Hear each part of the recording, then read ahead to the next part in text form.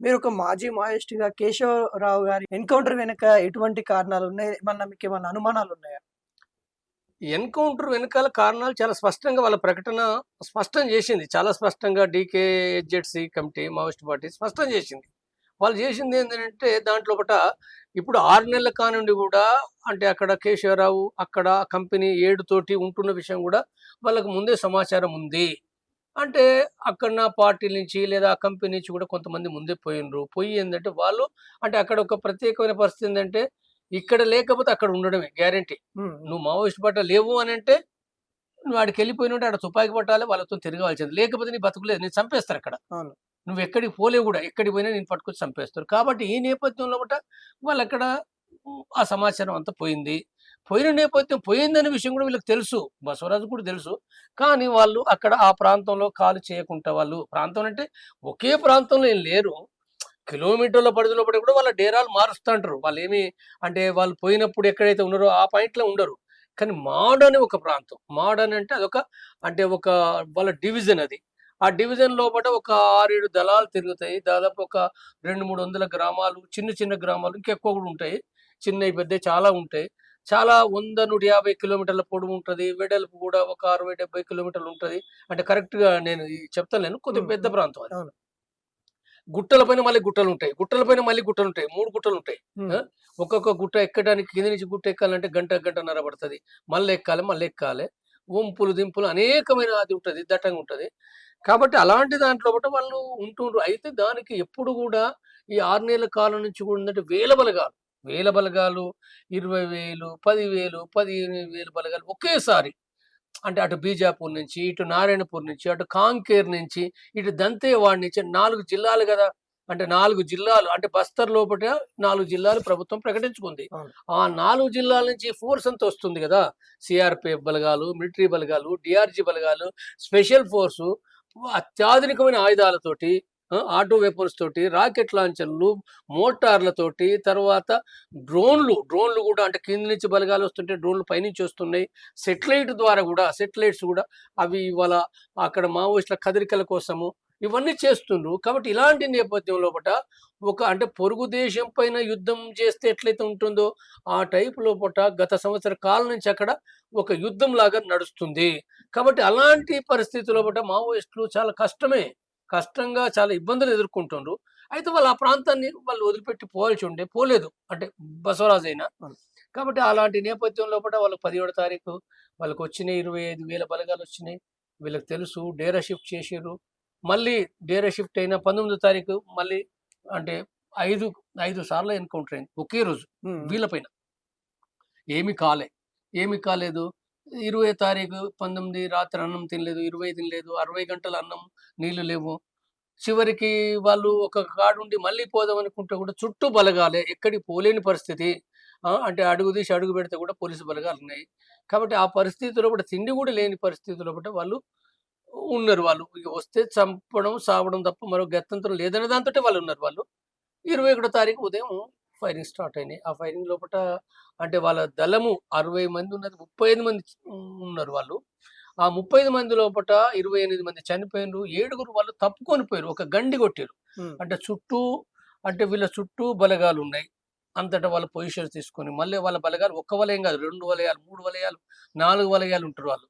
ఆ మొత్తం వలయాలను గూడా దాన్ని వాటిని గండి కొట్టి పోవాలి. ఆ గండి కొట్టి పోయే దాంట్లో పూట ఈ 7గురు బ్యాచ్ కొద్దిగా వాళ్ళు అఫెన్స్‌గా, చేజింగ్ పార్టీగా చనిపోయినా పర్లేదు. సంపాలే, చనిపోవాలే. సస్తే సస్తాం, బతికితే బతుకుతాం అనే దాంతోటి వాళ్ళు కాల్చుకుంటూ వాళ్ళు ముందుకు పోయిండ్రు. వాళ్ళు 7గురు ముందుకు పోయినప్పుడు పోలీసులను గాయపరచడం, చంపడం జరిగింది. ఎంతమందినో మనకు స్పష్టం లేదు. కానీ ఈ క్రమంలో పూట మిగిలిన 28 మంది ఏవైతే ఉందో పోవాలనో పోలేకపోయారు. హ్మ్.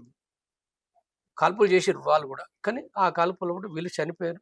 ఈ చనిపోయిన దాంట్లో పూట అంటే వాళ్ళు చెప్తున్న దాని ప్రకారంగా అంటే బసవరాజును పట్టుకొని చంపిర్రని వాళ్ళు చెప్తుండ్రు. హ్మ్. 100% నేను చూడలేదు. మనం చెప్పలేము. పోలీసులు అట్లా కాదు కాల్పులని వాళ్ళు చెప్తారు. మావోయిస్టులు ఇది చెప్పిండ్రు. ఈళ్ళు ఏది సత్యం, ఏది అసత్యం అని అంటే డౌట్స్ వస్తున్నాయి. ప్రజలకు ఏం డౌట్స్ వస్తున్నాయంటే మరి నిజంగానే కాల్పులో చనిపోతే ఎందుకు శవం ఇవ్వలేదు?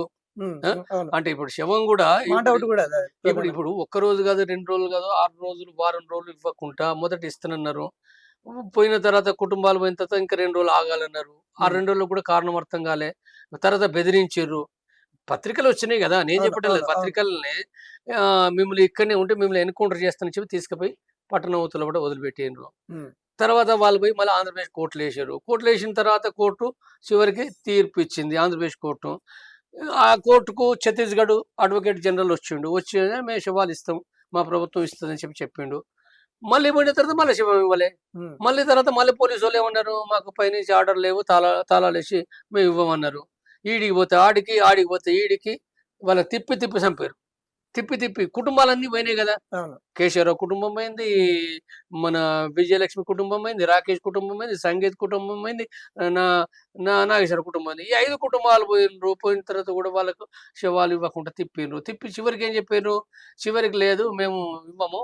మేము ప్రభుత్వం పైనుంచి ఉంది. మేము ఇవ్వము. మేమెట్లిస్తాము? మేము ఇవ్వడం అనంటే మా పైనుంచి చెప్పింది మేము పాటించాలి గదా! కాబట్టి మేము ఇవ్వం. కాబట్టి మీకేమైనా కావాలనుకుంటే ఇక్కడే శవదానాలు చేస్తారు. మీరు సంతకాలు పెట్టండి అన్నారు. వాళ్ళు పెట్టమన్నారు వాళ్ళు. మేము పెట్టము. మేము ఇక్కడ ఎందుకుంటాం? మా శవం మా కుటుంబాలున్నాయి గదా! అక్కడ అందరూ వాళ్ళు ఏడుత్తరు, తిడతారు. అవును. మమ్మల్ని తిడతారు. వాళ్ళ బ్రదర్ మాట్లాడిండు గదా! హ్మ్. ఆయనే మాట్లాడిండు. మమ్మల్ని తిడతారు. నేనొచ్చింది ఎందుకోసం అని చెప్పి ఆయనకు మందులేసుకుంటూ గూడా ఉన్నాడాయన. మందులేసుకుంటూ ఇబ్బందులతోటి ఉన్నాడాయన. ఆయన ఇక చాలా వాదించుండు. ఇక లాభం లేదని చెప్పి వెళ్ళిపోయారు. వాళ్ళు వాళ్ళు చేసేదేం లేదు గదా! వాళ్ళు ఎళ్ళొచ్చారు. అంటే ఇది చాలా తప్పు గదా! నువ్వు ఆ రకంగా శవం ఇస్తే నీకేమైతంది? హ్మ్. శవం ఇస్తే ఏదో నక్సలైట్‌లయితారనేది అంత భయం ఎందుకు నీకు? ఇంకోటి సార్ వీళ్ళ యొక్క మరణాలు ఏ విధంగా ప్రభావితం చూపిస్తా ఉంటాయి? మావోయిస్టుల పైన గావచ్చు, ప్రజల పైన గావచ్చు. వీళ్ళ మరణాలు ఏ విధంగా ప్రభావితం చూపిస్తాయంటే ఏం చెప్తారు? ఇప్పుడు ప్రభావితం అనంటే ఇప్పుడు ఆ శవం ఇవ్వకపోవడం ఏందో మొత్తము దేశమంతా లేదా ప్రపంచంలో గూడా ఈ వార్తలు పోయినాయి. అవును. ఎవరైనా అంటే మానవత్వం ఉంటది గదా! మానవత్వం అనుకున్నోళ్ళు ఎందుకు? మావోయిస్టు లైన్ పైన వాళ్ళ సిద్ధాంతం పైన అనేక భిన్నాభిప్రాయాలు ఉండొచ్చు. ఉంటాయి. హ్మ్. వ్యతిరేకించే వాళ్ళు ఉన్నారు. సరైంది కాదిది. మావోయిస్టు పోరాటం సరైంది కాదనుకునే వాళ్ళు గూడా ఉన్నారు. కానీ వాళ్ళు ఎందుకోసం పోరాడుతుర్రు? అవును.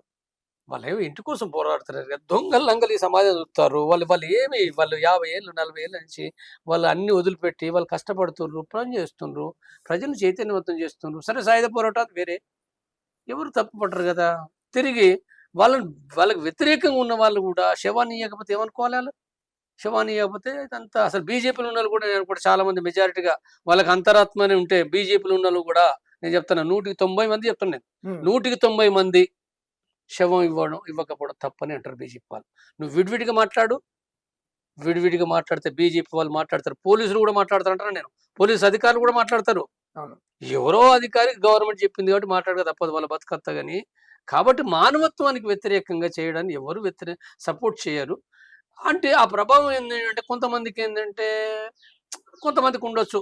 మావోయిస్టు పార్టీ కరెక్టే. కాబట్టి కొంతమంది ఆకర్షితులు కావచ్చు. అవును. ఈ రకంగా ఇప్పుడు భగత్ సింగ్‌ని చంపిర్రు. భగత్ సింగ్ ఉన్న రోజు వాళ్ళ పార్టీ ఎంత చాలా చిన్నది. పెద్ద పార్టీ కాదు. హ్మ్. వ్యక్తులు ఉన్నారు. 20 మందో, 50 మందో, 100 మందో. మరి భగత్ సింగ్ ఆయన వాళ్ళ బ్రిటిష్ రాజ్యాంగానికి వ్యతిరేకం అని చెప్పి నువ్వు ఉరి తీసేసినవే. తీసి ఆ శవాన్ని కూడా ఇయ్యలే. ఆనాడే చరిత్ర. ఆనాడే కాదు. ఈ పాలకులు ఎట్లా చేస్తారంటే బ్రిటిష్ పాలకులు చేసినట్టుగా ఇప్పుడు వీళ్ళు చేస్తారు. హ్మ్. భగత్ సింగ్ శవాన్ని రేపు రేపు ఉరిశిక్ష విధిస్తామనుకుంటే ఇవాళనే ఉరిశిక్ష చేసిర్రు. తెలవకుండా దొంగతనంగా. చేసుడే కాదు. తెల్లారే వరకే ఆ నది పా నది లోపట శవం వేసేసిర్రు. ఏం పద్ధతిది? అంటే మరి శవం వేస్తే నువ్వు భగత్ సింగ్‌ను గనుక అంటే శవం ఇవ్వకపోతే ఆ భగత్ సింగ్ ఆ శవం లక్షల భగత్ సింగ్‌లయిపోయారు. హ్మ్. ఇప్పుడు ఇలా ఆఖరికి ఆ బీజేపీ కూడా విచిత్రం ఏందనంటే, ఈ బీజేపీ స్వతంత్ర ఉద్యమం లేదు. ఏనాడు భూస్వాములకు వ్యతిరేకంగా పోరాడలే. ఏనాడు పెట్టుబడిదారులకు వ్యతిరేకంగా పోరాడలే. దోపిడీదారుల పక్షాన ఉన్నది. హ్మ్. స్పష్టంగా దోపిడీదారుల పక్షాన, రాజుల పక్షాన ఉన్న బీజేపీ. మరి ఇవాళ ఆ భగత్ సింగ్‌ని కొలుస్తుంది. ఎంత విచిత్రం. ఆ హ్మ్. భగత్ సింగ్‌ని కొలుస్తది. ఆ భగత్ సింగ్ అల్లూరి సీతారామన్ కొలుస్తది. అల్లూరి సీతారామన్‌కి బీజేపీకి ఏం సంబంధం? హ్మ్. చంపారన్ రైతాంగ పోరాటానికి వీళ్ళకేం సంబంధం? హ్మ్. ఏ సంబంధం లేదు. కాబట్టి ఇవాళ ఏదైతుందో ఇవాళ నువ్వు చంపి అంటే వాళ్ళ యొక్క ఆశయాలను నిర్మూలిస్తున్నాను కూడా భ్రమ. అది ఇంకా నువ్వు బంధిస్తే ఇంకా పెరుగుతది. బంధిస్తే ఇంకా పెరుగుతది. సత్యం పెద్దదైతది. సత్యాన్ని నువ్వు ఎప్పుడైతే బంధిస్తావో అరె ఎందుకు ఇట్లా చేత్తాండు ఈడు హ్మ్. అని అనేక ఆలోచనలు పెరుగుతాయి. కాబట్టి ఆ ప్రభావం పెరుగుతది. దేశమంతా పెరుగుతది.